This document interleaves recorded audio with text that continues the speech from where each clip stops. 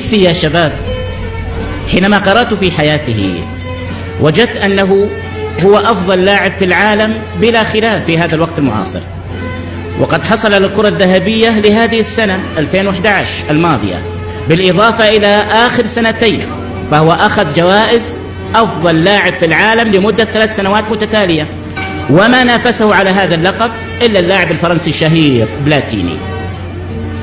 لكن الذي يهمني في شخصية ميسي أنني وقفت مع أمرين أريد أن أبثه بينكم وأن أسمع رأيكم. لا نختلف كثيرا عن موهبته، على أنه اللاعب رقم 1 حتى أصبح مهوى الأفئدة عند الكثير. يا إخوة، هذا الشاب مع إنجازاته التي رأيناها وهو لم يبلغ الآن سن 25، لفت انتباهي في عام 2007 وكان عمره 20 سنة أنشأ مؤسسة ميسي. ما هذه المؤسسة؟ هي مؤسسة خيرية تعنى بالتعليم وبالخدمات الصحية المجانية للأطفال.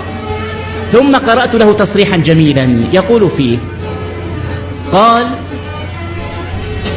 أنني أصبحت مشهورا بين الناس إلى حد ما، وهذا الأمر سمح لي أن أقدم خدمات مجانية لمن يحتاجها وخاصة الأطفال. فشدني مثل هذا التصريح من شاب في عمر 20 بلغت شهرته الآفاق ويتحدث مثل هذا الحس، ولذا رأينا له تلك البصمات. أين رأيت بصماته؟